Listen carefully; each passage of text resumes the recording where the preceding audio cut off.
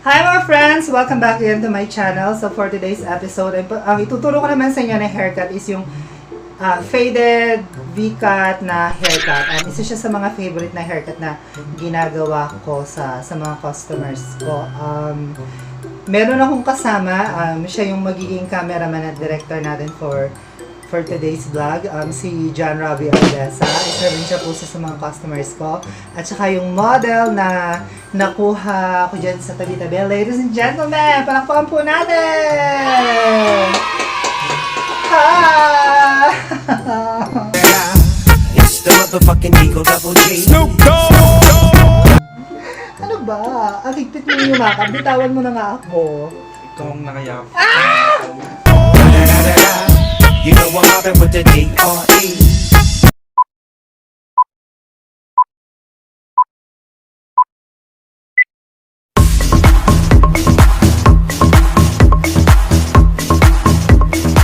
Super Serena.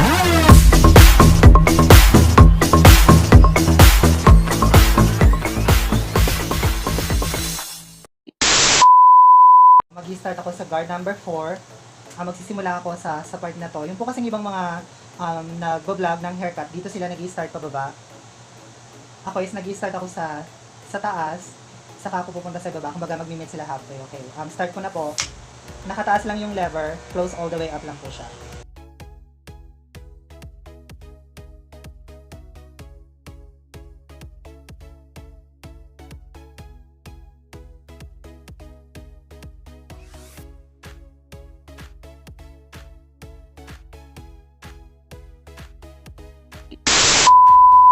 Yung gagawin natin, nakababa yung lever all the way down.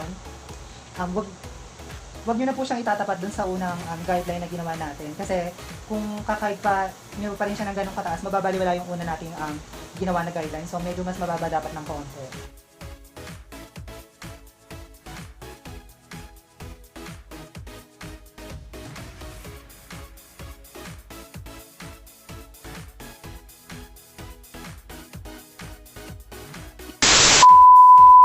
Magsisiro na tayo, tinanggal ko na yung guard, naka-close na yung lever all the way up.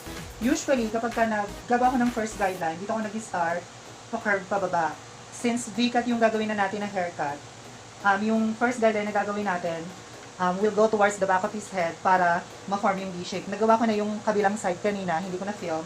So ayan, ganun po yung gagawin natin. I-connect lang natin dun sa kabilang side.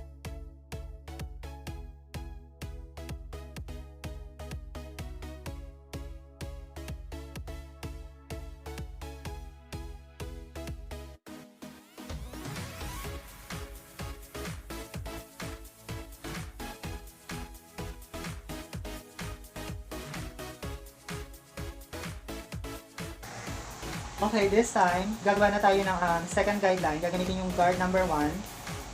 Close lang ulit, nakataas yung lever. Mga 1 inch lang yung taas.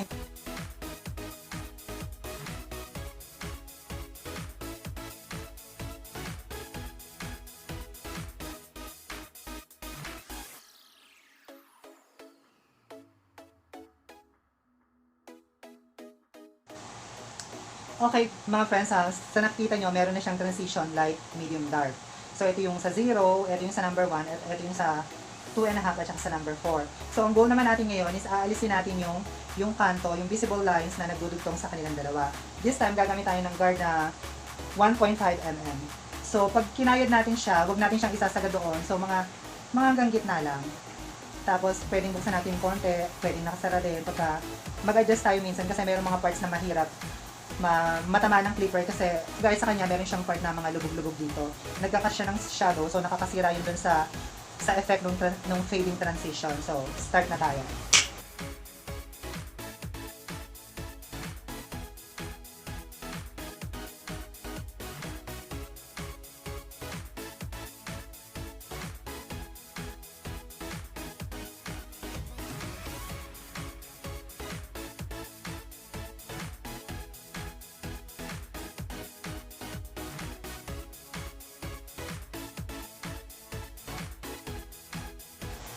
So ayan mga guys, nakikita nyo na na-connect ko na yung first and second guideline doon sa kabila, na form na yung V-shape natin. Ayan po siya. Okay, so meron pang natitirang konting lines. Hindi ko alam kung nakikita siya sa camera. So, inalis ko na yung guard na 1.5. Magzi-zero tayo ngayon. Ibababa ko lang ng konti.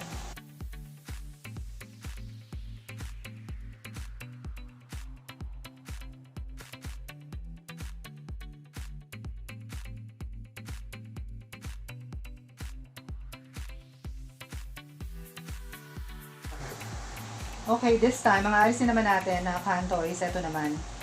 Yung lines na ginamit natin kanina using yung guard number 1 na magko-connect dun sa number 2 and 4. So, ito naman yung alisin natin.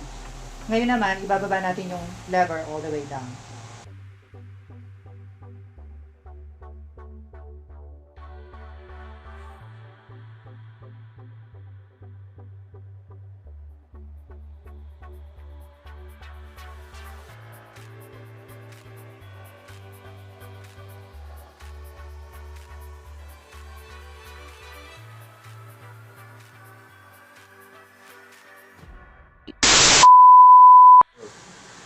So, ayan, kita nyo friends, na-connect natin successfully yung guideline yung transition kanina dito sa kabila papunta rito.